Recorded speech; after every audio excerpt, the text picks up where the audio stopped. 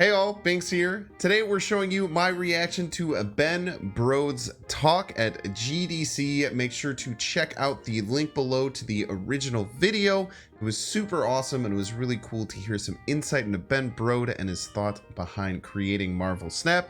Let me know if you like this React content and what you'd like to see me react to on this channel in the future. As always, if you're enjoying the content, make sure to hit the like button, subscribe below, and catch you live at twitch.tv/Binks_plays. Enjoy. You peace. So this talk is about how we designed Marvel Snap. It took us a little over 4 years.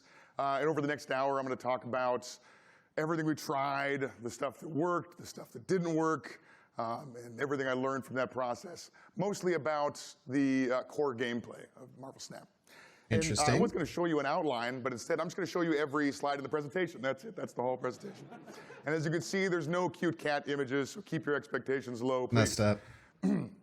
Marvel Snap is a I haven't seen this yet, no. first, super fast digital collectible card game where players compete to win 2 out of 3 locations by playing cards to locations and trying to add up all their power from their cards to get the highest total power on their side. Look at that old font. It's some crazy stuff like make all of our cards in 3D. But one of the biggest things that we did is add this cool betting and bluffing mechanic with the cube, where you could snap on it to double the stakes of the game. 1-1 Quicksilver. How many of y'all have tried Marvel Snap? Woo! Wow, okay, I'll buy you a copy. Claps, woo! Okay, so step 1, inspiration. Designers are like chefs. For the most part, we don't invent new ingredients. We take ingredients that already exist and combine them in new and exciting ways. For example, you might give 2 different chefs flour, water, tomato, basil, and cheese, and one of them might make pizza. The other one might make pasta. But the pasta chef wouldn't go to the pizza chef and say, Ray, I invented flour. All right, that's my thing. You took flour from me. It's not about inventing new ingredients. It's about how we mix them. And sometimes people find really exciting ways to mix old ingredients, like this fellow online I found who has a recipe for basil tomato cheesecake. What the hell? So as fans of games, we gather ingredients naturally as we play games. But I wanted to talk about how I approach ingredient gathering differently as I start a new project. So I'm going to talk about how we did this for Marvel Snap. But one of the things we tried on Snap, some of the things we tried on Snap were either the result of lessons I learned on my time on Hearthstone that worked really well for us, or the result of some hard lessons I learned while on Hearthstone that I want to do a little differently for Snap. So I'm going to tell a few Hearthstone stories along the way here, starting with my first visit to the supermarket 15 years ago. So that's a big pineapple, dude. 15 years ago is when we started working on Hearthstone, and this is before the App Store existed, before the iPad was announced. In 2008, when people talked about mobile games, they were talking about Game Boy games. So the first thing I did when I joined the Hearthstone team was play literally every game in the digital collectible card game genre. I love that first, dude. That is awesome, man. And I learned a ton from playing. Love that. Sometimes I found a new ingredient I was excited to try. Sometimes I just found out I didn't Makes like a lot of onions sense. or something. But that's still really valuable. For example, I didn't know that I wouldn't enjoy a grid-based card combat system in a collectible card game until I played all these games. And it's way cheaper to learn that lesson by playing someone else's games than to prototype it yourself and learn it that way. But despite there having been a fair number of digital collectible card games in 2008, most of the inspirations for Hearthstone came from physical games. So here's the recipe for Hearthstone's core gameplay. We took a lot of ingredients from the World of Warcraft trading card game, like the card types, direct attacking, sticky damage, the win condition. A really important ingredient from Battle Spirits, which is being re-released soon, which is the mana system. And then we came up with a few important innovations like hero powers, no responses, weapon durability, the fatigue mechanic, and general low complexity. Yeah, I think there's a lot of really cool things in Hearthstone that I think are really important. I think the mana system is great, where you don't have to play lands, right? Like how Magic's kind of like the core one. I think the mana system, I've always preferred games like that, where you just kind of get like mana or energy over time. The hero powers was really important with Hearthstone, in my opinion. No responses, I think, is what I like about card games, because anytime I play a card game where after everything you do, you have to ask the opponent if they want to do anything, and they look at their cards like, I don't know. You know, I think that's really tough, and I like really strict things, man. Fatigue is interesting, and low complexity I think is really important. So I asked Mike Elliott, who is the designer on Battle Spirits, how he comes up with new ideas for games. Because he's designed like hundreds of board and card games. And I have not designed hundreds of games. So I was like, how do you do it? How do you go? And he told me he gets all of his game ideas from games conventions. He just walks the show floor where everyone's showing off Cool Stuff Inc. all their new stuff that they've been working on. And he just lets ideas come to him. He just soaks them up. And then when he leaves the convention, he's got like 12 new ideas for games. This is a supermarket. It's full of ingredients. So this is a picture of Gen Con, where I went in 2008 or 9, and this is where I discovered Battle Spirits, which ended up becoming a big inspiration for Hearthstone. So I used Mike's technique to find and become inspired by his game, which I thought was kind of cool. So I worked on Hearthstone for about 6 years before it shipped, but I missed the launch party for Hearthstone because my son was born that day.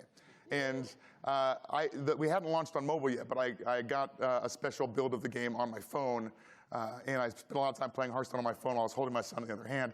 And being a dad really changed the way that I could play games. I couldn't just sit in front of my computer for 4 hours raiding. I had to get my games in the park or I bet he did too. the bathroom. So Clash Royale came out a couple years later, and I was super jealous of Clash Royale. Yeah, Ben was huge in the whole idea behind Hearthstone. He's a huge part of it. Dude, Clash Royale seems fun. I should play this game sometime. I know Rarin, who does Hearthstone stuff, he's started to do like Clash Royale content. I think is really cool. Because if you have 5 minutes, you are 100% sure you can get a game of Clash Royale in. And I thought that was just brilliant. And then 5 years ago, Hamilton and I, was the EP at Hearthstone. He's the CEO of Second Dinner. Set out to build a new company and try something new. And we didn't know that we were going to make a collectible card game. But once we decided to do that, I once again found myself playing every mobile digital collectible card game I could find. So here's all the games I was playing in 2018. Monsters. And that game on the left, Card Monsters 3-Minute Duels, is really cool. Any of these games. Has anyone played that game? Does Molt play Clash Royale? Yeah, he has 2 million subs on his Clash Royale account. I don't know any of these games, dude. I guess Elder Scrolls Legends I've heard of. I guess I've seen a couple people play Shadowverse. I've never heard of or played any of these games. Crazy. Yeah, Molt was enormous Clash Royale YouTuber. Oh my gosh, what up? He still is. He still has a Clash Royale channel. It's quite big, and he still posts on. It's great. It's a vertical, mobile, digital, collectible card game. And in some ways, it was the proof I was looking for that there was something really cool in the space. So, what was the recipe? Wow, my voice is better when I talk deep. What was the recipe for Marvel Snap? That always makes me smile, dude. What ingredients did we gather? This is the mystery I'm setting up to pull y'all through the rest of my presentation here.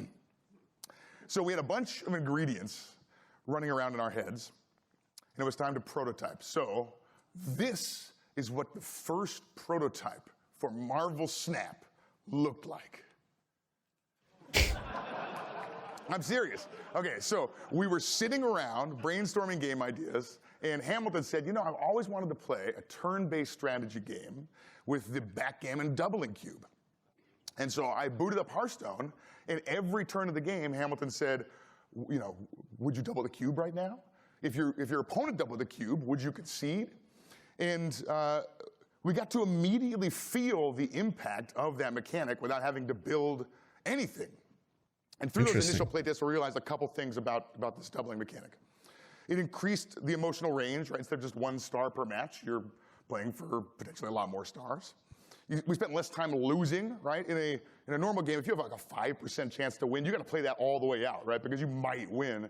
And that period of time where you're like probably going to lose can be pretty grueling.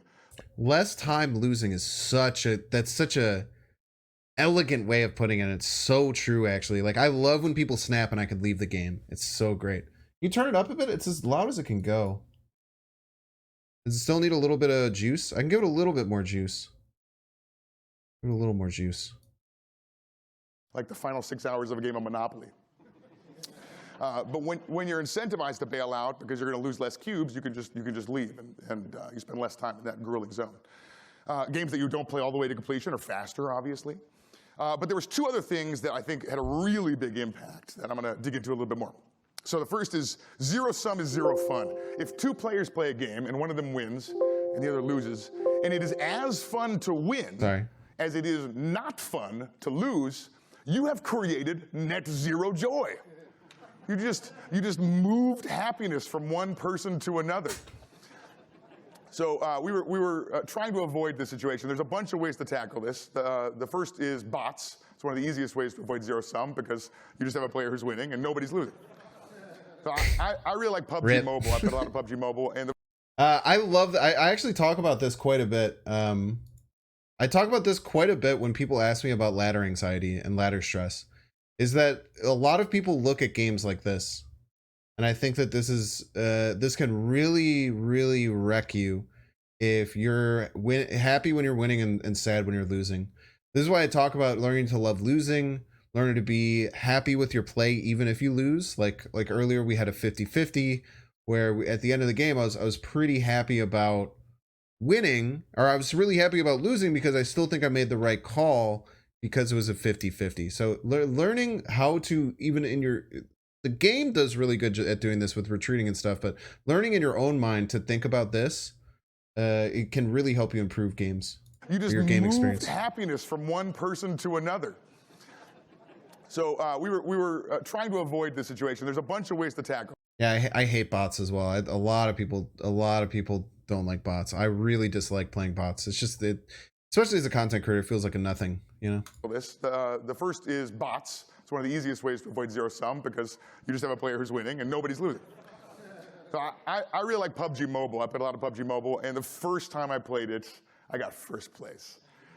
And the second time I played it, I got first place again out of 100 people. And I started thinking, you know, I used to play Eliminate on iOS, and I played Metroid Prime Hunters on Nintendo DS. Maybe these skills are coming back to me. Metroid Prime after all Hunters? these years. And so I posted this screenshot on Facebook, and I was like, guys, I just won my first 2 games of PUBG Mobile. I'm so good, which is, you know, a little annoying. And all my friends jumped on the comments and were like, dude, you played 100% bots in those first 2 games. And I was embarrassed, so I deleted the post. But if they hadn't told me, I would have experienced all of the joy of victory without any of the agony of defeat. So instead, I just have to bask in the joy of having a rad-looking character avatar. Wow, that's so at GDC fantastic. 2014, my mentor and the original game director of Hearthstone, Eric Dodds, gave a talk about Hearthstone design values. He talked about little victories. The big victory is whether you win or lose the game. And the little victories are things that happen during the game, anything that makes you feel smart or powerful. So imagine playing a game of Counter-Strike. Everything I do. And you come out of the spawn point and someone headshots you and you die.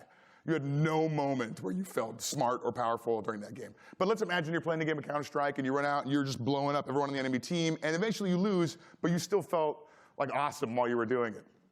That's little victories. So essentially, little victories add a little joy. Tiny wins. Even if you lose.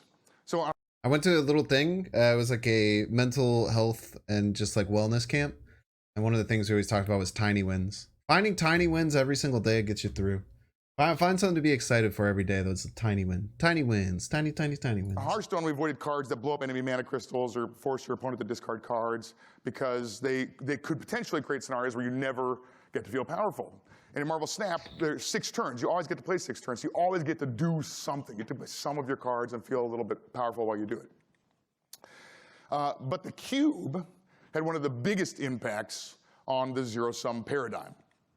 So we found that when your opponent snaps and you retreat, it could feel like this. In some cases, it made losing feel like victory. It's a strategic retreat where you don't fall victim to your opponent's gambit. And we realized we could emphasize this with some presentation changes. So this is what the concede button used to look like. Here's what it looks like now. Here's what it used to look like when you retreated, and here's what it looks like now. You didn't lose. You escaped. You're a genius. So this presentation So stuff good. works in reverse as well. When you lost a game, we used to have the announcer go, "You lose." And we cut that because it's emphasizing exactly the emotions we're trying to minimize. So the effects on the zero-sum problem were encouraging, but the really game-changing effects of the cube was the depth. Please excuse me for 1 second. Dude, that coffee slurp. So we often talk about poker. When you slurp out of those like coffee things, like you hear like the little thing coming out of the circle when you're not like just sipping it, but you're slurping. Oh, he was slurping. As a game that has out never here required slurping. an expansion to remain strategically deep for decades.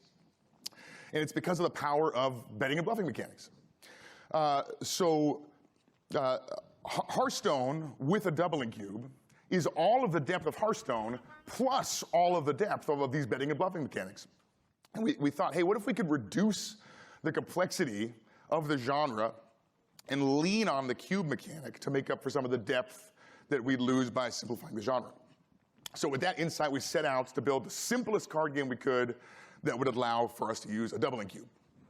So I love games that are simple and have a lot of depth. A lot of people use these words, complexity and depth, differently. So here's how I'm going to define them today.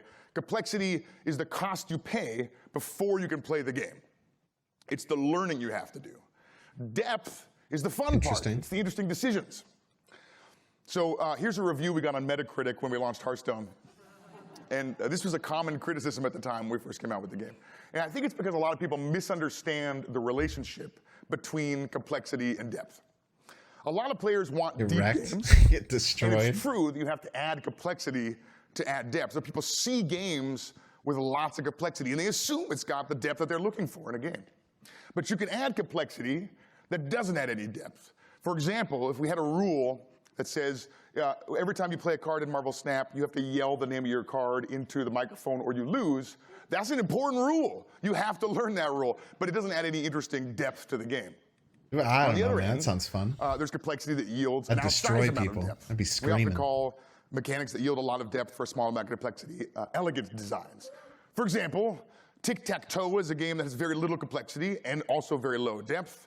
Go has a little bit more complexity, has a humongous amount more depth. Monopoly has only a little bit more depth than tic-tac-toe, in my opinion, but a lot more depth. This top right box, I chose Magic the Gathering because it has a huge amount of depth, but also AI researchers called it the world's most complex game. So you can mitigate, adding more depth by slowly good graph. I love good graphs over time, right? And if you get more depth by adding complexity, shouldn't you just keep adding more complexity to get more of that depth? I actually think there's a depth limit. If your game already takes a lifetime to master, what does adding more depth get you? More lifetimes? You only get one. That'd be sick. So I think the goal is, how do you reach the depth limit with the smallest amount of complexity? So if your game has this much depth, perhaps you should remove complexity and depth until you get there. I hope the little star is visible there. However, Monopoly is the Nickelback of game design. Put that on a shirt, man. Put that on a dang shirt. No OTA today. No. Removing next complexity can have a weird effect on your team. So in early Hearthstone, taunt was supposed to be a one-time effect. If you attacked an enemy minion with taunt, it would lose taunt. And there was a bug one day where that stopped working, and it just kept taunt forever. And we thought about it. We said, this is simpler if they just keep taunt forever. They just always have taunt. So let's just not fix the bug. And a lot of members on the team came up to us and said, hey, the game just got a lot less deep. There's like all this really interesting combat decisions where you're trying to drop taunt in their correct order. And they're not wrong. It's less deep. But the thing is, the team had already paid all of the complexity cost to learn how this works. So when you remove complexity, they only feel the resulting loss of depth. Very interesting. So I've been talking a lot about rules complexity, but you know what matters even more than rules complexity? Text complexity. This is the filter through which people will learn the rules of your game. And you can make the game seem much simpler or much more complicated depending on how you explain it. And we've all felt this when we sit down to play a board game with our friends, and you're just baffled at the end of the explanation. You're like, let's just play one turn. So this talk by George Fan at the 2012, entitled "How I Got My Mom to Play Through Plants vs. Zombies," is the best GDC talk of all time. It's fantastic. Interesting. Yeah. And this slide was mind-blowing to me. If you put more than 8 words on the screen, players will not read them. I think he's right. And so here is every tooltip in the first 15 minutes of Marvel Snap. And here are the word counts for each tooltip. And very cool. I'm very excited about this. There's some flavor dialogue that comes up there's more than 8 words every once in a while. But I don't care if you don't read that stuff, because it's just flavor. This is the important stuff that you need to learn. The thing that's really hard to do is card text. So we realized that on Hearthstone, for a digital game, we didn't need to write out as much of the edge case stuff. So your hero deals 2 fire damage to target hero or ally became deal 2 damage. The average word count for Hearthstone was 9 words. And for Snap, it's 11, partially because we don't use keywords. So we've fallen short of the George fan ideal. Got 2 keywords. But to make sure that text complexity stayed low, we would audition our cards with people. We would sit them down and show them the cards. And if you had to read a card more than one time, we said, raise your hand and let us know, because we don't want any card text to be confusing enough that you'd have to read it twice to understand it.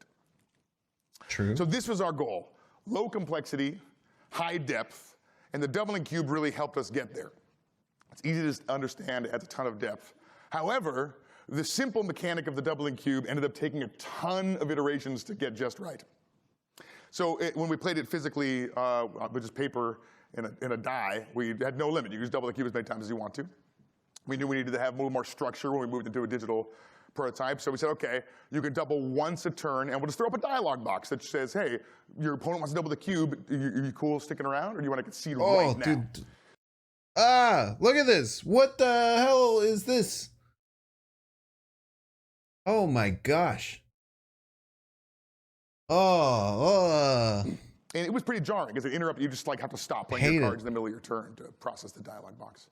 So I said, okay, what if we move it to the end of the turn, right? You do all your actions, and then we'll tell you what your opponent wanted to do, and we'll compare to what you wanted to do, and we'll resolve it then. And that helped.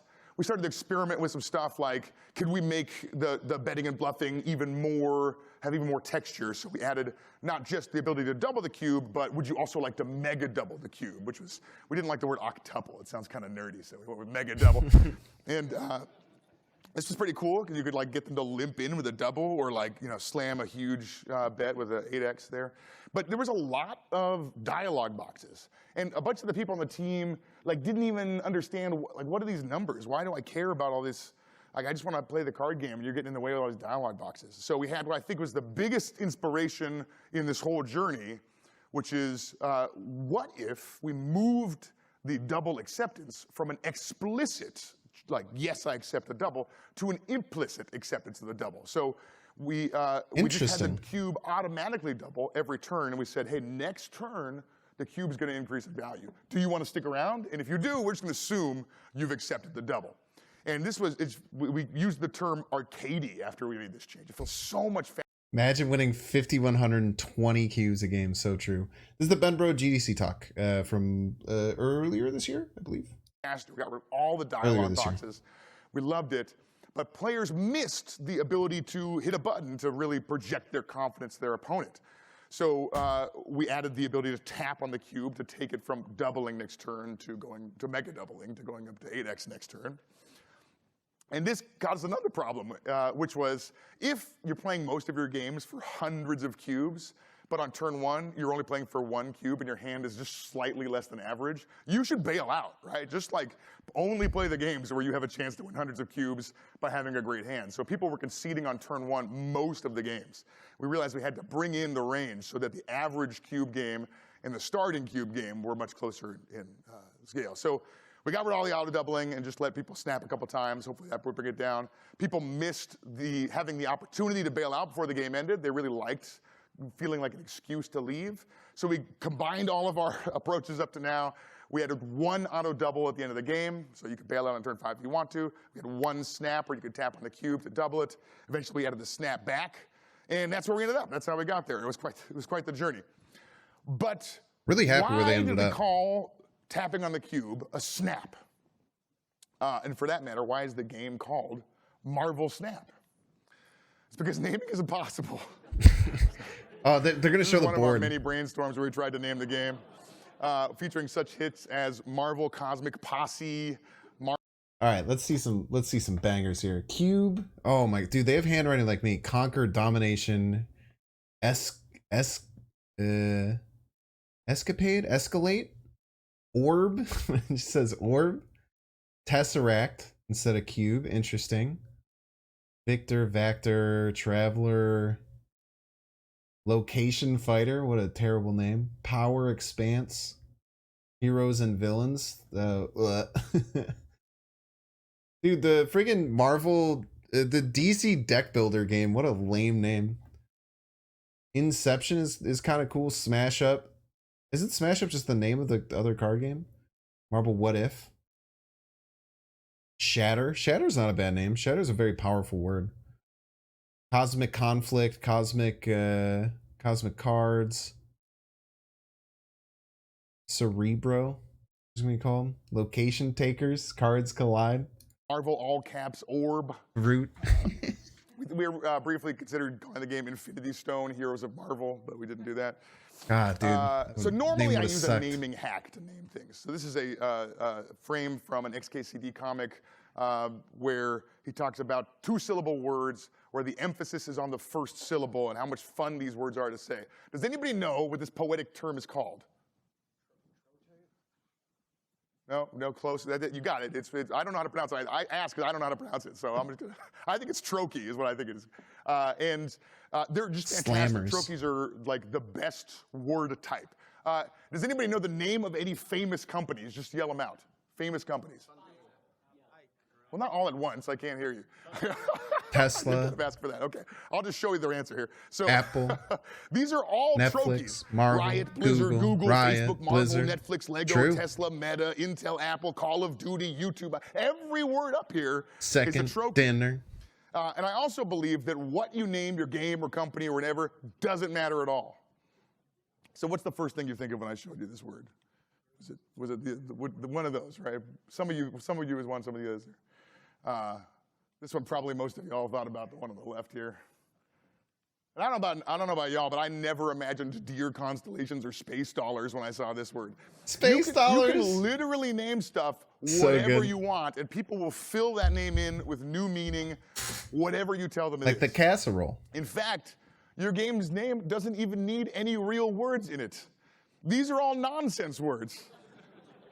And nobody's like, I'm sorry, you say this game is called chess? What's a chess? So why Marvel Snap? Well, for years we struggled with the narrative wrapper for the game. Hearthstone has an evocative and grounded wrapper. It's the game that denizens of Azeroth play in a tavern. It's not so much a story, but a setting and a vibe. So what is Snap's setting? Does it have a story? A checker isn't something? Well, I think that checkers was a thing, and then checkered stuff became because of the thing. Hannah, I got your invite. I'm generally not interested in just like signing up for tournaments. I'll like do invitationals if there's like offers out there, but just signing up for tournaments, I don't really have much interest in doing right now. Story. And how do we tell it? Well, this is the thing I hate more than anything in video games. Welcome to Marvel Snap. The evil villain Thanos has assembled the all-power Infinity Stones. Here are some. I hate this so much. And to demonstrate the point, I've created the story tier list for you. So at S tier, we've got a story for the ages. At F tier, we've got a boring story. And here's the thing. At A tier, no story at all. It's just not that much worse than having a story for the ages. So if you are choosing... Dude, Ben is my guy, dude. Frick lore, dude. I skip lore in everything that I play.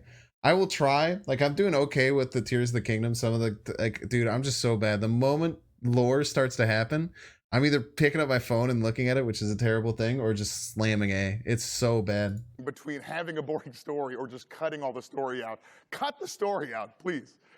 And I consider vibes and setting to be really different than stories. Vibes, my man. When I say story, they hear plot, and I think that's accurate.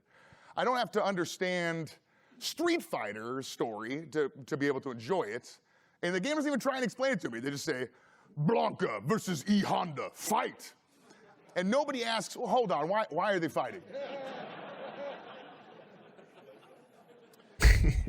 So what are they this is how I fighting wanted over? to What's think about going on? Marvel Snap. But despite that, we tried to ham-fist the story in anyway. So here's an actual presentation I gave the team here. The Infinity Stones have been destroyed. Their shards spread throughout the galaxy. Forces have moved to collect them. Sorry, I should have had this on from the They beginning. cannot fall into the wrong hands. The stones must be reformed, but he can never know. Marvel Snap. So The plan was not to actually tell that story in that way in the game, but to use it as the I hate for that why logo. you want to get cubes, and we called them Infinity Stones at that time, and what your goal is in the game. So players would collect Infinity Shards, and as they got more and more of them, they'd assemble Infinity Stones, which would unlock new features in the game. And we ended up pivoting away from these gameplay mechanics and the theming associated with them, as you'll see here. But we loved the name so much that we decided to keep it. And to tie the name back in, we named our most iconic gameplay mechanic after the name. Oh, snap. So, thank you. Oh, dude, that's the old one, isn't it? That's the old Oh Snap. Dude, I was gonna do a podcast. I was in the works to do a podcast with two people right when Marvel Snap was going out. We were gonna call it Oh Snap because of this. To keep it. And to tie the name this back in, soundbite. we named our most iconic gameplay mechanic after the name. Oh, snap. So, thank you. Naming it a snap I like the was old a one better too, last-ditch yeah. effort to make our name make any kind of sense now that we've stripped all the Infinity Stone stuff out of it. So why keep the name without the Infinity Stone theming? We could have changed the name to Marvel Cube or something. Well, we love the energy behind it. We love the snappiness of it. And you know, games are over in a snap. It's a snap to learn. At the end of the day, I think the approachability and impact, inherent fun of the name Damn, makes son. It does sound like Okay, that. so let's check in on our recipe, see how we're doing here. We've got the doubling cube from Backgammon and 5-minute mobile-friendly experience from Clash Royale. True. But the rest of the inspirations, once again, came from physical board and card games. Dude, that slurp sound. So good. This is my dad, and when I was a kid, he used to give me his old business cards, and I would design card games on the back. So I got my first job at Blizzard. I kept all my old business cards, imagining that someday I would get to use them to make card games with. And this is the first physical prototype that we made on the development process for Marvel Snap on the back of my first business cards. So we had the doubling cube. We tried to keep it simple with only 2. Spider-Man. Enemies have -1 power. Vision play. Look at all face down cards. Thor, destroy cards and power. Captain America just has shield. Super interesting stuff, dude. Magento, if this is your only card, +6 power. Doctor Doom, destroy all other cards. What the hell? Doctor Doom, destroy all other cards for 3? What the heck? They're level 2, so there's a leveling mechanic. Very interesting. 2 numbers per card. We had some kind of weird leveling system. But the big thing that we were trying to achieve was simultaneous reveals. So this is my favorite 2-player board game, Lord of the Rings: The Confrontation by Reiner Knizia, who's the most prolific board game designer. I want to get this. It's his favorite 2-player board game?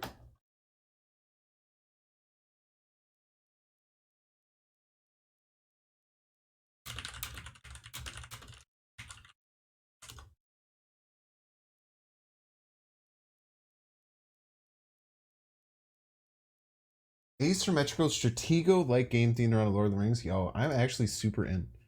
I should get this. I think my girlfriend would like it too. Credit. It's like Stratego, but when you fight an opponent's unit, you both play a card face down and you reveal your cards at the same time and it impacts the battle.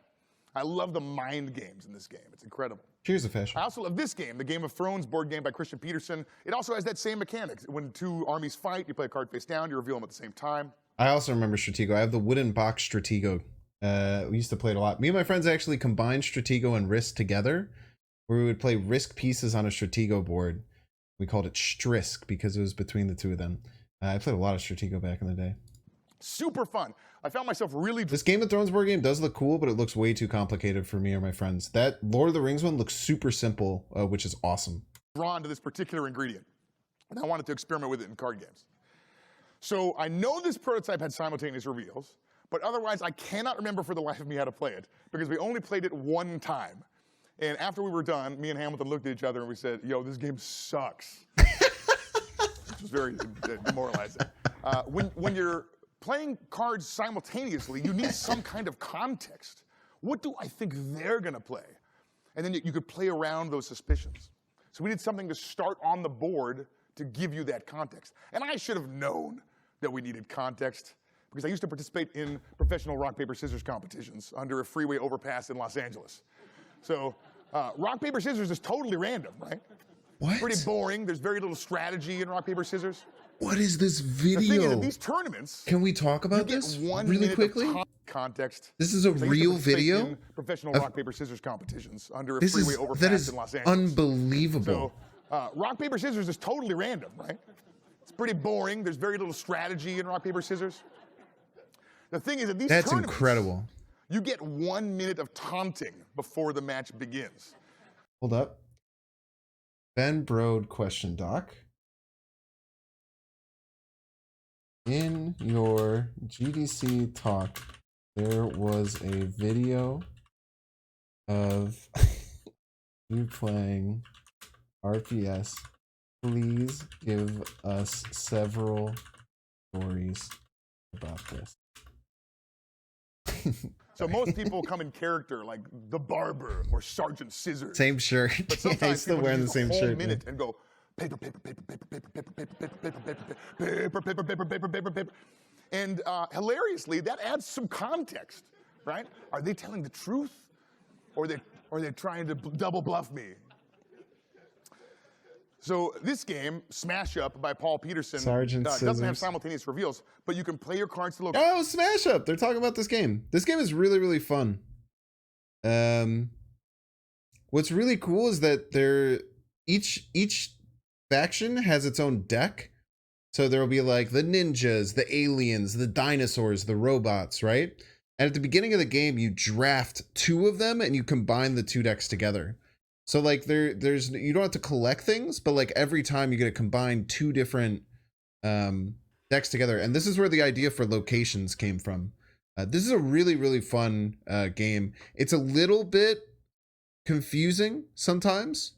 This game is definitely a little bit confusing. For those of you who are putting win the game on the card. Locations, and the locations have special abilities that make each game a little different. And I thought this could be a really cool way to give the game we were working on some context for simultaneous reveals. And they did. So Mojo World, for example, is a location that gives you plus 100 power if you have more cards than your opponent. Okay, I bet they're going to play their cards to Mojo World. Or maybe I'll let them overcommit there, and I'll try and take the other 2 locations. And this core decision-making was simple, but immediately fun. In our earliest prototypes, all the locations started revealed. I think in my tiers, like the snap mechanic is the most important part of the game. It's so elegant, but also like the limited board space and 3 locations, I think is why the game is so infinitely deep, because every single turn you have decision making. It's not like Hearthstone where games can be solitaire, where you just play out your cards. Sometimes Galactus feels like that, but I still don't think that's exactly true. I think that there's a lot of different ways to be Galactus decks. But the fact that you always have to choose where your cards are played based on different locations is very, very important. Yeah, screwing up turn 1 can be game changing. Yeah, that's such a clutch part of the game. That's why I always get so mad when people call decks like they call like Shuri decks like, oh, that's just like a deck that just plays itself. It's like, no, actually, like the best Shuri players will put themselves in position to win even if they don't get their perfect line. You know. But we felt like that was a lot of information to absorb right at the beginning of the game. So we made them reveal on turn 1, turn 2, and turn 3 instead. I think that was a great choice as well. They gave us the context we needed, but I think more importantly, they increased the variance of our core gameplay. So I said George Fan has the best GDC talk, but this talk by Richard Garfield titled Luck in Games is my all-time favorite design talk of any kind. So I think most people misunderstand the relationship between luck and skill. A lot of people imagine it as a scale, where you got luck on one side and skill on the other, and games are somewhere along this scale. And we use the terms luck-based and skill-based to talk about where games land on this scale. But that's not how it works at all. So True. You can have games Make that your are own low luck. skill and high luck, like Chutes and Ladders, or high skill and low luck, like chess. But you can also have games, like my favorite game to make fun of, Tic-Tac-Toe, which is low skill and low luck. And you can have games that are high luck and high skill, like poker. Like there's a ton of randomness in poker, but the best players are winning again and again. Games in the high luck, high skill category, I think are super fun because they include a ton of interesting decisions, but they also have exciting moments and are different every time you play them. So all card games have some amount of randomness because you shuffle a deck of cards and draw from a random deck. But Hearthstone, I think, has less variance at its core than other card games for a couple reasons. One, the mana system isn't random. You just get one every single turn of the game. Smaller decks decrease the variance some amount. And because Well, yeah, if played optimally, tic-tac-toe is a draw 100% of the time. That still requires skill. Like if you're much more skilled than the other person, you just win. Like it's the skill depends on if you get to those draws or I don't know. It's interesting though. It's just like a very low depth, I guess. you aren't drawing resources, you're just drawing more usable cards every I didn't say no skill, but like how is it like I don't know, there's no luck. I think there's skill. Very low skill cap. That's fair. turns. You effectively have a higher rate of card draw, and those all reduce the variance of Hearthstone's core gameplay rules. But the thing is, we wanted Hearthstone to have more variance. So we added a bunch of variants to the cards. So Arcane Missiles deals damage randomly, Lightning Storm deals a range of damage, Animal Companion summons a random beast. And this was successful at making Hearthstone more random, but players didn't love it. Right? We got a lot of feedback that Hearthstone felt too random. I think part of it is that the randomness here is very overt, right? We had to put the word random on a lot of cards. But also, there's two different kinds of randomness. So input randomness is where there's a random event, and then like drawing a card, and then you have to make a strategic decision in the face of that random event. For example, the hub, it's a random card in each player's hand, and then you and your opponent have to figure out how to use that card to your best advantage after you've seen the random event. So input randomness is awesome. It puts you in new situations you've never been in before. You have to think on your feet and solve problems on the fly. In games without a lot of input randomness, there's like a right answer, right? Like in chess, players have to, for the really high levels, it's not like, okay, what piece do I move on turn one? You've got like an opening move. People memorize a series of opening moves until you get to the fun part of chess later on. Fun part, the end game. The random event happens and then you get to respond to it. You feel like you have a lot of control over the randomness in the game. Every part of chess is the fun part if you don't know openings. Little Dink's tidbit of knowledge. And output randomness is the opposite. So output randomness is where you make a decision and then you find out if it was the right decision or the wrong decision. For example, Danger Room, you have a 25% chance every time you play a card there for it to be destroyed. You have to decide to play a card there and then you're going to find out whether it's the right decision or the wrong decision. Ragnaros, it deals 8 damage to a random enemy. Maybe it's the enemy hero and you win. Maybe it's the exact minion you didn't want to hit and you lose. But you have to choose to play Ragnaros first. So output randomness is exciting. It's what like streamers, like the viewers on Twitch love to see. Me. I'm a streamer. It's great stories. This is, I think, the most exciting, the best question we can ask players in games, which is it worth the risk? And as a player deciding, okay, That's why I think that Danger Room, I like Danger Room more than most people. Most people hate Danger Room. I think Danger Room is a strategic risk that you take. And sometimes it's terrible, but when it's terrible, it's funny. It's all good things, man. He is talking about me. Put me in the clip. I think I'm going to lose this game. I need to start taking some risks. I'm going to start playing cards at Danger Room and hope I don't get that 25%. I think that's really interesting depth, and that's the kind of depth you get from output randomness. Having the ability, seeing that a random event's coming and controlling the odds, for example, destroying all the other minions, so Ragnaros is definitely going to hit the ones you want, is also some fun depth that comes from output randomness. And this is interesting. If you have output randomness, players will say that they lost to the randomness, which has pros and cons. The cons are that it feels like you don't have very much agency and you just kind of lost randomly and your skill doesn't matter. But the pro is that as people, we are unable to grapple with our own ineptitude. And this provides an outlet for your ego.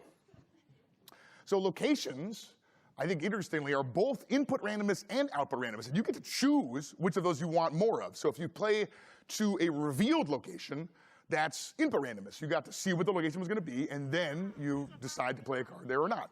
And if you play to an unrevealed location, that's output randomness, right? You play a card to an unrevealed location, and then surprise, it's Murder World. Your cards are dead.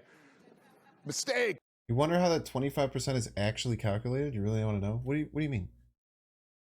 Probably just a 1 out of 4. It's an RNG seed, a very long string of numbers that goes into an RNG seed, and it pulls it out. Like, do you think that are you tinfoil hatting? So we've talked about a couple of the impacts of locations, the randomness, the add, simultaneous reveals, but they also have a couple of Pink's talking like he knows. That's probably right. You piece. other interesting effects. So in a collectible card game, over time, the meta gets stale. It sounded good. I said long string, and it's an input and an output, and there's a seed. Shut up. This is why other card games release thousands of new cards a year, hundreds of new cards a year, to keep the meta fresh. It's because eventually you run out of new problems to solve, right? I've seen this deck before. I know what it's trying to do. Locations give you every single game something new, something exciting that's going to happen, and so it reduces the effect of a stale meta some amount. And by the same token, it lowers the impact of imbalance, right? Everyone's playing the same deck as one deck is broken. And at least the locations are giving you new problems to solve, even if enemy players are not. Balance is still important, but it lowers the impact some amount. And then it makes live ops, I mean, it's still a lot of work to do for live ops, but it adds a cool lever for us, right? We can add new locations or change the locations to create live ops pretty easily. For example, we have this thing called hot location, where one day a week, this location shows up in 50% of all games. It causes players to change their decks to take advantage of the location. It adds some fun live ops flavor to the game. Unless we make the hot location make the current best deck even better. And then He's talking about the peak, dude. Dude, when the peak happened, oh my gosh. Okay, so people who don't know this, in the beta, Sarah was a 5-5 and Mr. Negative was a 4-4. Okay? They then nerfed Mr. Negative to a 4-1 to try and avoid some of this problem. And it was still really strong. And then right after that, the feature location, which used to be for 48 hours, was the peak. So everyone was just running the exact same Sarah Negative deck with Leech. It was a nightmare, dude. And dude, like, you think that some of the Reddit shit that goes on was crazy? Dude, people were losing their minds on the Discord, dude. It was absolutely insane. This past Sunday, it's not even that bad. I mean, I think the peak is still a terrible choice. I'm happy I didn't have to stream that day, but crazy, dude. It was so much worse when Mr. Negative was stronger. And like, oh, dude, it's crazy. It increases the staleness of the genre, like we did when Mr. Negative was the best deck, and we made the peak the featured location. Huge mistake. So we had 100 locations going into launch, and late in the game we decided, hey, wait a second, what if we cut 60 locations and instead launch with 40 locations, and then we can launch one new location every single week for a year. And 40 was not the right number, but we did cut most of the locations and have been releasing one every week for a year, and it was a great way to kind of front load our launch with tons of live ops content. Okay, so we had the doubling cube, we had simultaneous reveals, we had locations, we started having a ton of fun. People complain about Lamentus hot location, but Wong Blackbolt was funny. Wong Blackbolt was a lot of fun. Also got me some really big YouTube videos. I have pretty big L's in that. Any location that makes death just insane, though, I kind of hate, because then you just run death in every deck. If you don't have death, you hate it. It's kind of weird. And all in all, this prototype, starting from that first prototype to this one, took about 2 days, which is not very normal. Milano was bad. I didn't mind Milano at all. I thought Milano was a fine location.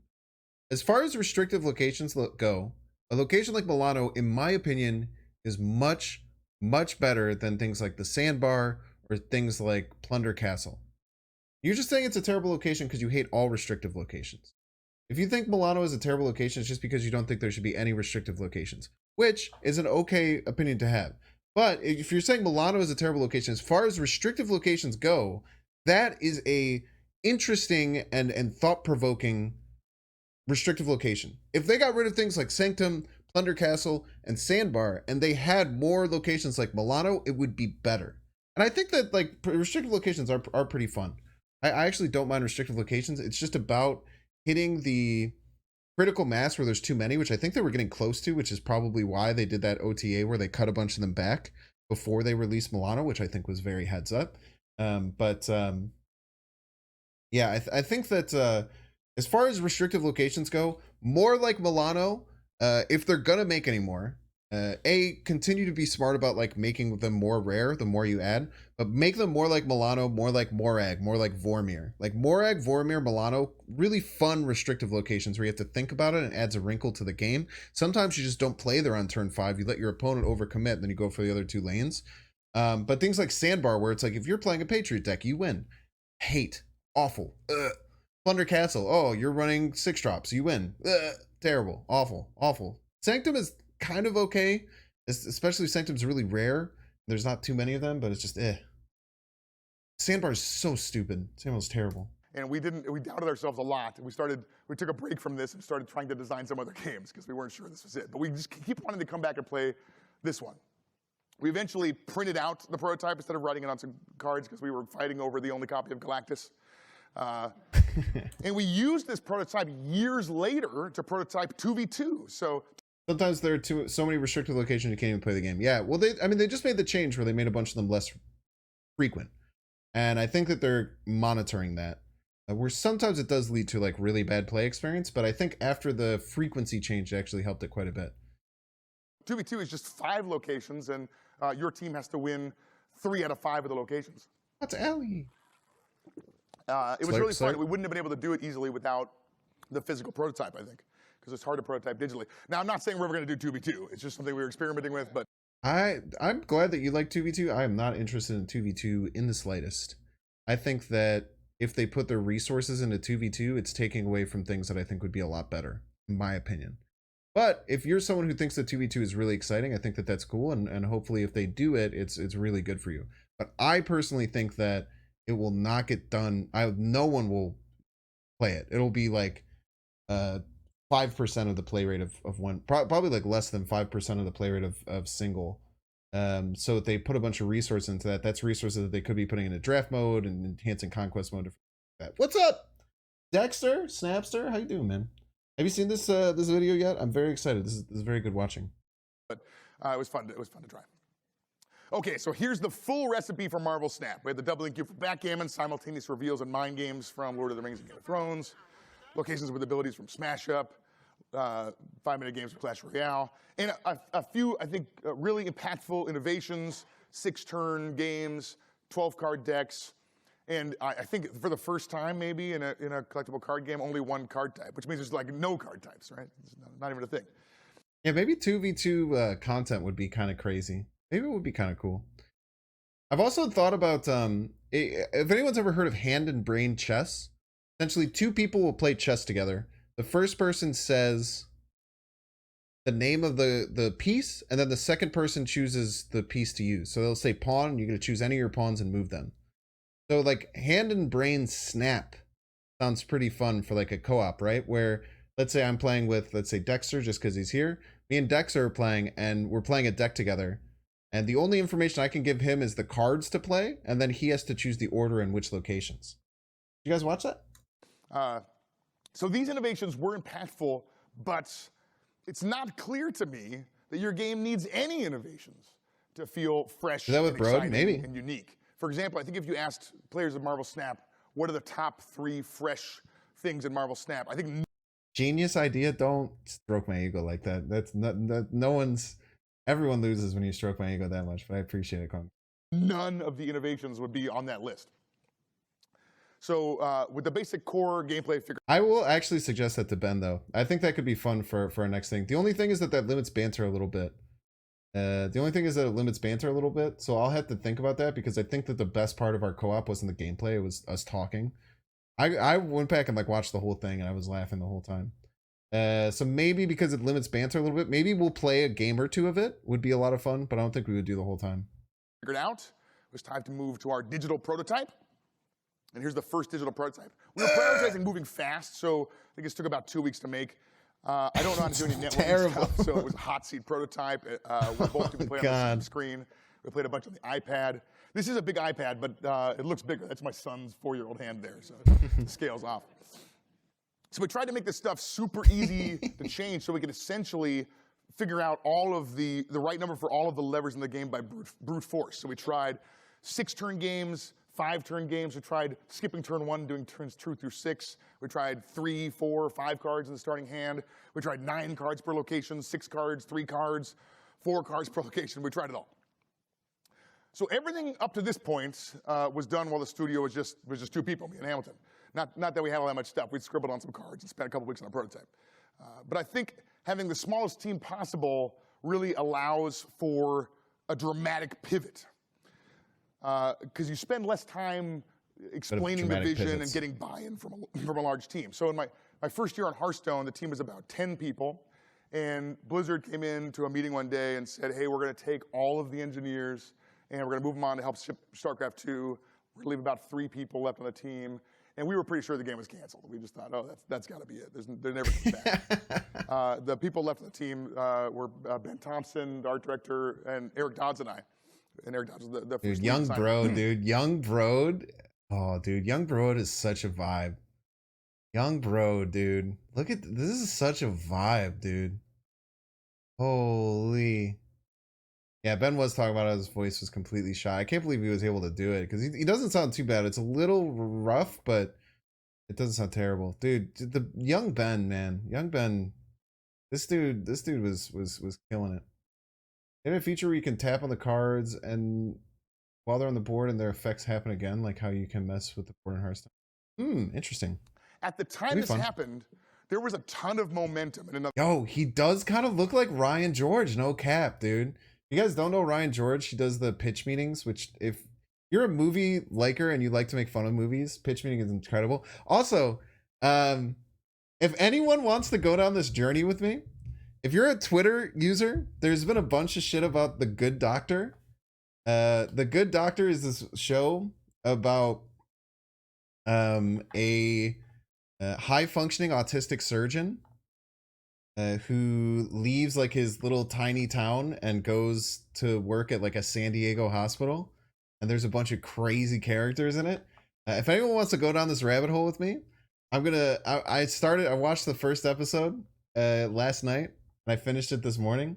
I'm gonna be watching The Good Doctor. I might have some takes on The Good Doctor. So if anyone wants to go down that journey with me, The Good Doctor's on Hulu.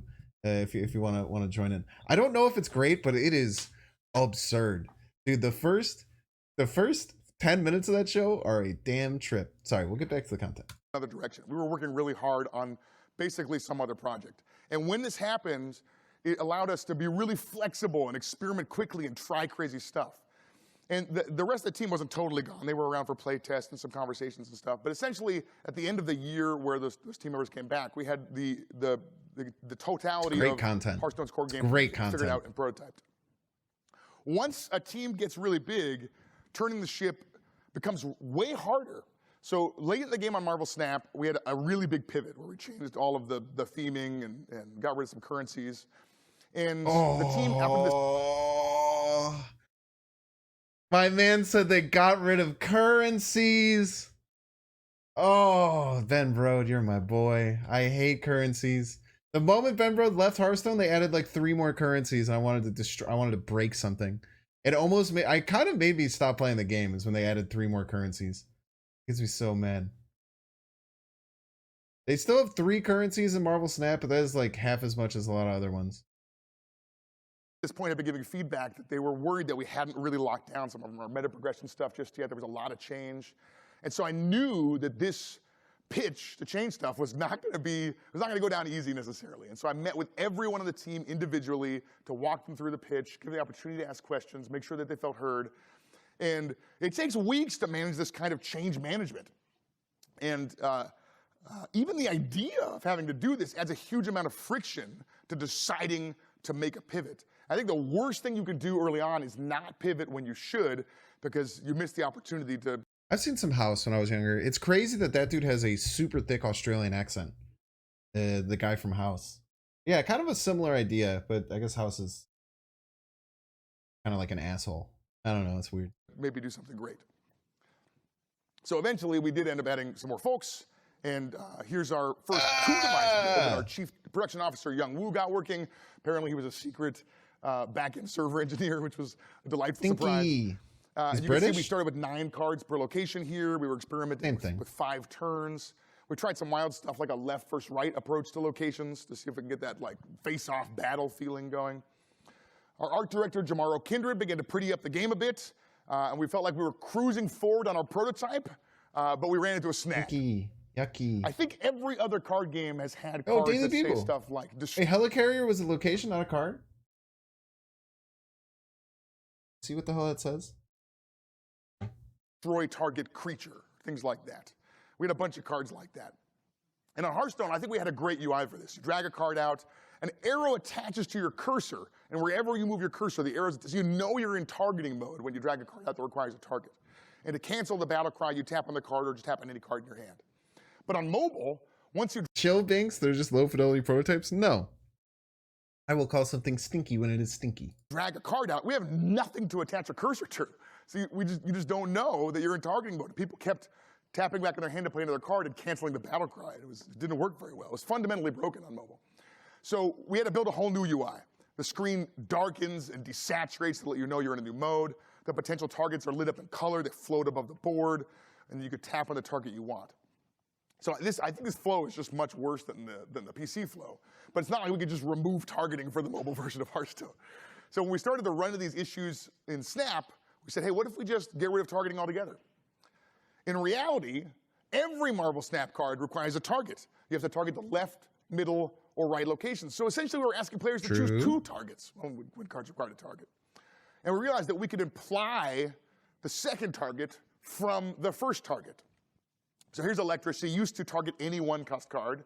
We changed her to target a random one-cost card at her location. The UI is much simpler, and usually there's only one-cost card at her location anyway. Another way we remove targeting is by implying a target through card ordering. So here, Mystique used to be able to choose a target to become a copy of, but in her next iteration, 3-1 Mystique. Implied by playing her after you play the card you want to copy. We didn't have that many cards that had required targets. It was like 10 or something. But we changed them all, and the game felt much better. And with that solved, we continued to make progress in the game. Is Hearthstone accessible to someone who only plays Snap? I've always wanted to try Hearthstone. Getting into Hearthstone is very hard. It might be not as awful right now because the first expansion of the month just came out, or first expansion of the year. So you if you want to be competitive, you'll have to like. It takes like almost a year to get like in the flow of being competitive and paying a decent amount of money. But if you're interested in Hearthstone, there's a mode called Battlegrounds, which is essentially free. And Battlegrounds is a really, really fun game. And then you can also play Arena, which is really fun. And it's kind of like a draft format. So both of those I would probably recommend giving a try. I think if you watch Battleground streamers, I think Battlegrounds is really fun. But I don't know if like getting into standard Hearthstone I could ever recommend. If I had to pick one, Ironclad or Jeff. I've never played with Jeff, so I don't have an opinion. Game in the prototype. But you'll know I picked Ironclad, so that's what I did. Most morphed slowly into a real build. And eventually, I think it looks great. Okay, so earlier in the talk, I bragged about how it took us 2 days to design the core gameplay for Marvel Snap. But as it turned out, we would be paid back for that good fortune with 4 years of struggle trying to come up with a core loop and satisfying progression model for the game. So here's a diagram of our core loop. Don't read this, please. This is one of the many iterations we were working through. It was madness. We had leagues where you'd have to do better to get up to the next league, and that's where certain cards were league restricted. We built a hero collector that worked like World of Warcraft garrisons, where you'd send heroes off on missions to bring back cards for you. God, thank God they didn't do that. Holy, that would suck. This is a sphere grid with every card in the game on it, and you'd have to decide which cards you want to make progress towards. So the big lesson we learned from all that was we needed to simplify. So we went from this to this. We cut a ton of stuff, and we saw this and we were like, yes, we did it. We got there. And we went into our next testing phase.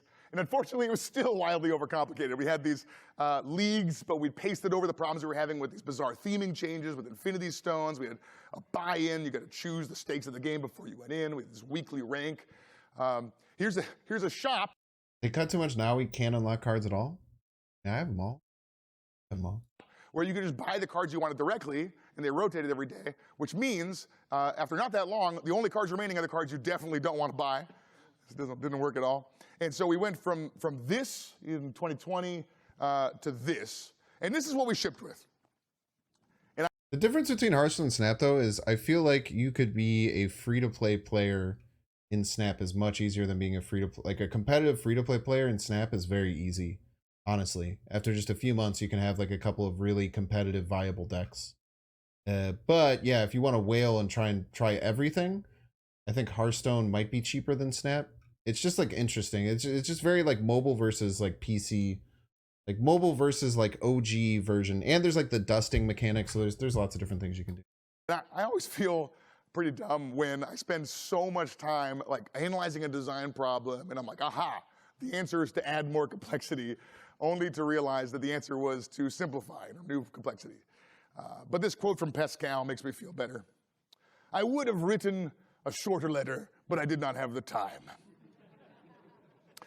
So speaking of time, I'm almost out of it, but I wanted to wrap this up by boiling it down to 4 takeaways. But before I do, I just wanted to say one last thing. The design of the core gameplay of Snap was, I think, foundationally important to the whole experience, but it's only like 1% of the total amount of work to make the game great. What's much more important is all of the decisions we made as a team that add up over 4 years of game development. So we're basically a fully remote studio at this point, so I don't have a lot of great pictures of the whole team, but I wanted to say the team at Second Dinner is bonkers, and I'm super lucky to be a part of it. Okay, so here's my 4 takeaways. Chefs need at this point, so I don't have a lot.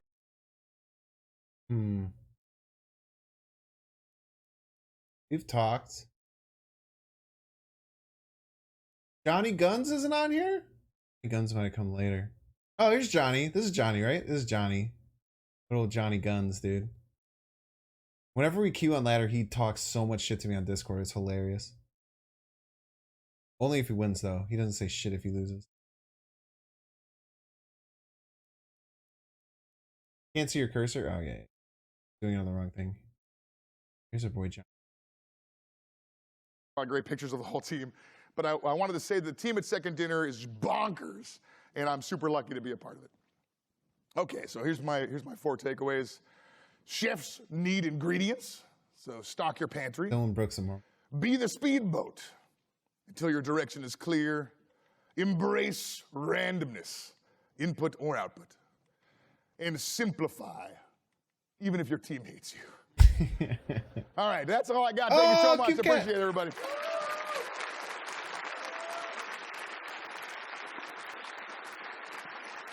Done with the Q&A? So I believe we have time for some questions. Hello. Hello, greetings. Oh, and if you got to fill out the thing to rate this. Evaluations, thank you. I love the game. Been playing for a couple of months now. Finally got Thanos. Having a great time. I'm wondering about how much Disney has an influence or collaborate on the creative aspects of the game. Not only recently you got to buff Wolverine a little bit and as a key character, but also, I mean, I'm a big Marvel fan, and recently back in the Marvel United 3rd season, then I see a lot of the characters which I usually don't care about, that I'm suddenly care about because I know them from Marvel Snap. Then I wonder if this is a big part of the Disney overarching scheme. Great. So I'll just repeat the question just in case it's not going to end up on the mic. The question is, what's the collaboration with Marvel like? How much are we a part of their strategy? And do we, collaborate on making characters powerful and stuff? So Marvel is just unbelievably great to work with. They're just like wild good. So the team at Marvel Games, we couldn't have made this game without their help. Person off screen holding gun, staring at him. Well, Marvel is Disney, right? Marvel is under the Disney umbrella. Person off screen holding gun, staring at me. He also didn't say Disney. That's probably pretty smart. Basically, let us do what we're really good at, and what they help us with is make sure the game is authentic and awesome. So we submitted an image of Gambit, throwing his cards, and they were like, "Hey, just so you know, like the cards don't pass through that ring; they come from there out or whatever." We're like, "Okay, I wouldn't have known that personally, but they help make sure that anybody who sees this game who's a big Marvel fan, like." Yeah, because Disney owns Marvel, it's just weird, right? Especially because Second Dinner. They have to deal with Marvel. They have to deal with Disney, who's like the owner of Marvel. And then they have to deal with Newverse. And then they have to deal with ByteDance, that's like the owner of Newverse. So there's like 4 like levels to like here's it. Here's like Marvel and Newverse. And then here's like ByteDance and Disney. It's very interesting. Very interesting how they have to deal with everything. Very, very interesting. Says, oh yeah, that's exactly the right color, of that character or whatever. But they also, they know we work in a multiverse. And so we're like, hey, could we do like band variants? Could we do like King the Conqueror, but like DJ King the Conqueror? And they were like, yeah, sounds good. But can you put him in outer space? That'll be even cooler. And we were like, oh, rad. So they're not like pushing us in a direction. They're much more like collaborators. It really feels like we're on the same team trying to make a game together. So it's been great. If you have the opportunity to work with Marvel, I highly recommend it. Yes. Okay. When is merch? Well, yeah, that's on Marvel. Marvel controls all the merch, so I tweet at Marvel, I guess. So the real question would be, how much time was there between when you started brainstorming this to talking to Marvel, like having something to show them, and then actually getting contract? So the guy who runs Marvel Games, Jay Ong, used to work with me and Hamilton long ago. So we had a relationship that was existing, which is partly how a brand new studio gets to work with Marvel. It's kind of ridiculous. But he knew that we had made great stuff in the past together, and he wanted to work with us again. So we had the suspicion that we might get to work with Marvel, but it was probably on the order of months before we showed them anything. And yeah, I don't know how long the contract took, but we were friends, so kind of. Thank you so much. Appreciate it. Sick. You've got lines on the other side. Oh, my bad. Oh, my goodness. Sorry. Go ahead. I'm here too. Okay, hi. I was wondering, variants that spawn other cards, like, don't show that variant. Like, if I play a baby Doctor Doom, I don't get baby Doom bots. Why? Yeah. Got him. It's a great question. Ben Brode runs SD. He was a founder, and he is the chief development officer. He founded it with one other person from Hearthstone. He's kind of like the spokesperson for it, I would say. He's kind of the face in many ways, just because he's very famous in gaming, specifically digital card gaming, from his work in Hearthstone, where he was the face of Hearthstone for a very long time. And he's the chief development officer is his role now. Sorry, you don't get like the cards that spawn other cards. The cards that they spawn are not variants of the. Yeah, I mean, it was something that we would like to do at some point. I think it would be great. We also want to do variants for cards that are spawned by locations, like rock variants. By the way, Dwayne "The Rock" Johnson, if you're watching this, please hit us up. We'd love to do a rock variant together. All right. Thank you. We'd love to do it. Thanks. Okay, over there. So you discussed complexity versus depth, and how a card that says just deal 2 damage still can have a lot of depth and hit the depth limit that you need. But eventually you've printed deal 2 damage, and you have to start, like, complexity creep and so forth and so on. And I was wondering what your strategies are for 6-10 years into the game, and when all the simple cards are. He didn't actually explain why. The reason is money. Having to create all new art assets for all those things, having to design it all takes time, and time is. The answer is money. Printed. There are no more simple cards left. What to do? Okay, so the question is, yeah, you mine out the simple rules, and then eventually you end up with only non-simple stuff. What do you do? I had a whole section of this talk called "The Primal Fear of Working on a Game with a Small Amount of Design Space." It's horrifying. So both on Hearthstone and on Marvel Snap, we had a point where we're like, we were looking at games like Magic the Gathering that are around 30 years later, and those games are much more complicated. And so at least I imagine, I haven't been on those teams, I imagine that they just don't have that same level of fear of, like, what if we just run out of all the cards? That's a few At some thousand point, we'll have bucks. designed all of the cards, right? And that's it. We pack up shop. But what happened, actually, on Hearthstone was that there was a huge amount of design space, much, much, much more than I thought there was at the start. And so, it's scary to trim back and end up with a very limited amount of design space. But it's just never borne out in the scary way where there's nothing left to do. We always find more design space. It can get more and more challenging over time, but it's never run into this spot where we haven't ended up there. Now, over time, your audience will stop growing potentially, right? Like, we all wish the audiences keep growing, but at some point, maybe it's not as true. And at that point, the complexity wall at the start is not the thing that matters as much. It's the additional complexity you're adding. And so all the current players have already paid all the complexity cost. And so if you add a new mechanic or a new card type or a new zone or something, you just have to teach them that little bit of additional complexity. And so you can add design or something. Check on the bottom. Look at this guy fixing his hair. Bit of additional complexity. And so you can add design. Fix that hair. Come on. It's messed up. To give yourself more room to design more stuff.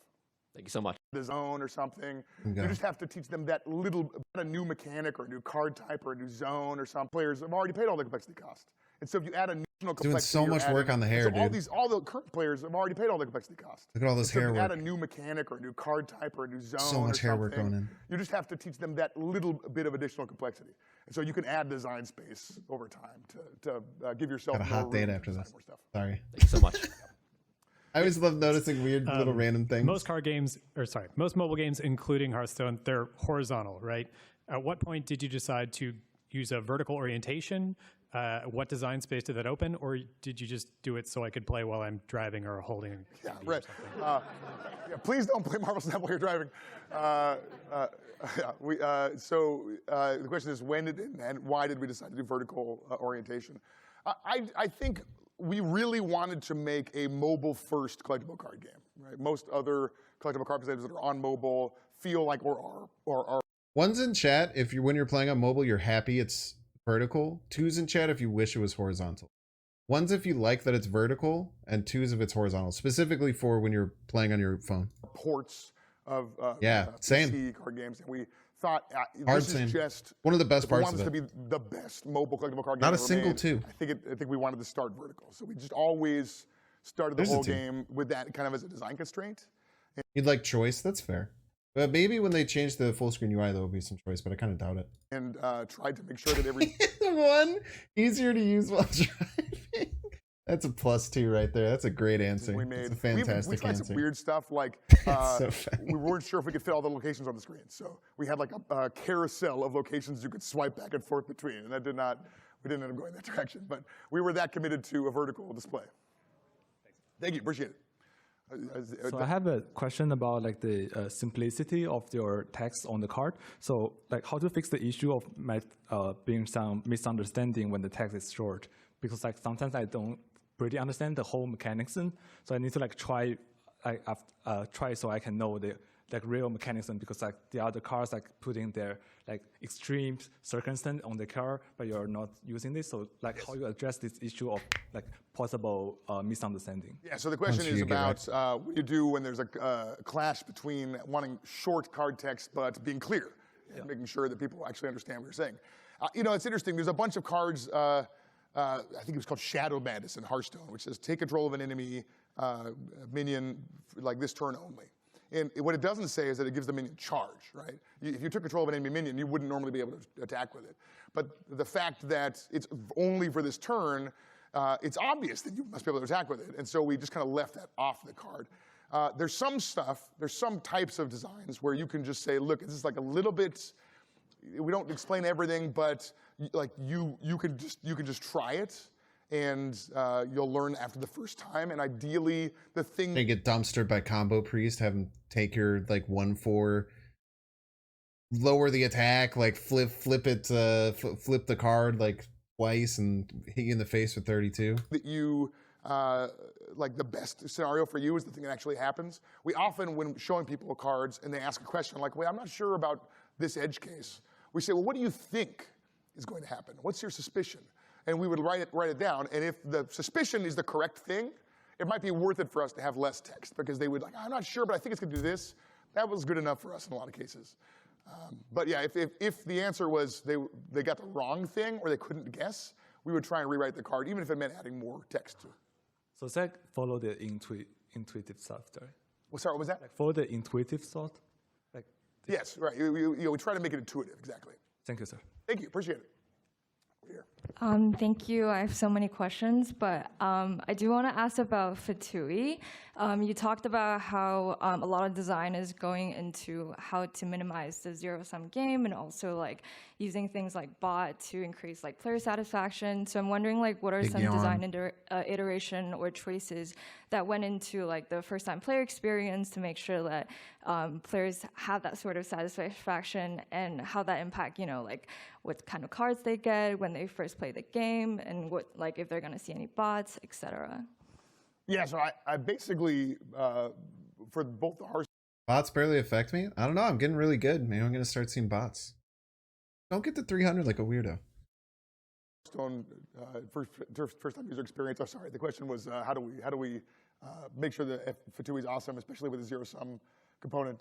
Yeah, or so, just like any design related consideration with the Fatui. So the entire Fatui for Hearthstone and Marvel Snap is just copied from George Fan's talk that I mentioned. It's just like we just did exactly, laid it out, and we just copied it. It's like exactly that. If you play through the Hearthstone and Snap and Plants vs. Zombies, we just stole it all. It's just genius work. So if you're interested in Fatui design, that is the master class of Fatui design right there. I think it's fantastic.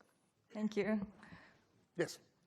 Hello. I have a kind of similar question that was asked over there, but as you mentioned, Marble Snap doesn't have keywords, which expanded like the amount of text on the card. So, but when you have keywords, a player has to learn those. So how do you balance the kind of streamlined paraphrasing versus the explicit explanations? Do you think they're ever going to add a third keyword on top of ongoing and on reveal? I'd be really, really surprised if they ever add a third one. Maybe within a year. I think by the end of the year, there's a chance. And by a year from now, I think there's a decent chance. What would it be for? I don't know, man. Yeah, trigger to work something like the Collector or Angela or something like that. That would be the most likely. Would be something that kind of fits the Collector, Angela, Bishop bucket. Keywords versus no keywords. How do you balance those two things? I paraphrased your question. I think they talked about how like they thought about having like a two-part keyword where it's like an if-then keyword, which is kind of interesting. So this was a conscious choice. When you have keywords, you are trading complexity for potential depth, right? Because you get more interesting stuff on the card. You can make the card do more interesting things if you can add more words to it. I don't like the idea of tribes, Silent Film Star. I think that if they added tribes, they would pigeonhole themselves for certain things. And I don't like the idea of tribes, which is what you mean by X-Men, Avengers, stuff like that. Personally, I hope that they don't do that. Could make an end of game keyword. Yeah, that's true. Yeah, I think tribes would be a mistake. And they've also talked about how they like to have things like the X-Men, the Guardians, the Avengers have soft synergy as opposed to hard synergy because it gives them more flexibility. They said in the past. Yeah, who hasn't been an Avenger? Very true. But if you don't know what the keywords do, then you can't understand what the card does. And so for Snap, we made the conscious decision. Actually, our first designs had no keywords, and eventually I tried to represent on reveal as like present tense and ongoing as like just a different tense, and people weren't picking up on it. So I felt like we were forced to add on reveal and ongoing. But those keywords are self-descriptive, right? Like there's no way to actually like find out what on reveal means. It's not in the game. It's just it happens when it reveals, right? So we made the decision to, instead of a restart match card would be a cool card. That would be a damn nightmare. I cannot disagree with that more. A restart the match card? There's two things that could happen with the restart the match card, where first one would be it works like Kang, where that card is then gone, so it doesn't just keep happening. And then you just get an 11 card deck. So not only would it be bad, but then everyone would run the card and the match would restart twice every single game because you want an 11 card deck. Unless it gets replaced by like a rock or something, maybe that would be cool. But no. You don't want to extend the game time for anything, in my opinion. Adding more depth by having more keywords to make every card understandable. Even if you'd never played Marvel Snap before, you could read a card and hopefully get what it's trying to convey. Right. Thank you. Thank you. 2 minutes left, is that what that is? Okay. Yes. Hi. When you were designing the game, because it was a studio that was fresh, did you get the IP from Marvel that decided I'm going to make a Marvel game, or was it I'm going to make a game and it's going to be a card game or it's going to be whatever, and then what if we got the IP and made it Marvel themed? What was that? So the question is, what came first, Marvel or the game mechanics? So the answer is Marvel. Marvel came first. In fact, we started working on a different game, and when the Marvel thing started to happen a little bit more, we started skinning that game as a Marvel game. And when we were doing that, we're like, this is just not working. This is not a Marvel game. The things that are awesome about Marvel, which is the awesome hero fighting against an awesome supervillain, or team of heroes facing a supervillain, that's not what this game is about, right? And so we took a step back and said, okay, what if we designed a game from scratch to highlight what's awesome about Marvel, which is that experience. And so we made a card game where the focus is on that one card type, the heroes and villains of Marvel. And that's kind of, so Marvel came first. Thank you. Last question, I think. Last question. So the monetization in Marvel Snap is really player friendly. I was just curious what the overall philosophy for second dinner's monetization is. Like how you guys feel. How do you integrate it into the design? And like, what were some of the models you guys threw out? So the question about monetization, how it's player friendly, and how we do all that. You know, it was difficult because there's not like a lot of games that have a lot of analog to the way we're doing things, right? In a game where you have thousands of cards, you could sell booster packs, right, pretty easily. We have like 200 cards, right? Way less than other card games. And in games with that few cards, like games like Clash Royale, a lot of these games sell power, right? You could just get higher numbers by spending more money. And because of the way the game works, like the crunchy numbers we have, like the math gets really hard. If you had like, okay, I need to get 623 more power over here, and he's got 426 less over here. How do I? It's really challenging. So there wasn't a lot of analogs for us. And the one that was the biggest inspiration was actually Pokemon Go, because it's a collectible game. We really wanted to focus on being a collectible game, and I think that they have a monetization system where you can't buy Pokemon in that game, right? If you see somebody else with incredible Pokemon, you're like, damn, you play a lot of Pokemon Go. You're never like, damn, you spent a lot of money, dog. Like it's all about the effort you put in. And so trying to come up with a solution that involved being able to speed up your process and go up the collection track faster, that was basically the only inspiration we had. All right, well, thank you so much. I'm so sorry I didn't get to all your questions. Thank you, everybody. Very interesting. Not too much on the monetization, but quite interesting. Well, thank you all for sticking around and watching. I really enjoy this. I love Ben. Hopefully I'll get him on the stream again really, really soon. But I thought that was a really cool talk that dove into a lot of things with Marvel Snap that is very awesome.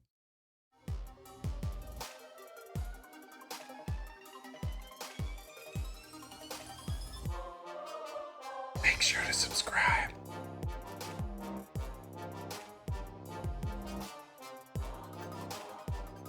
Watch that one too.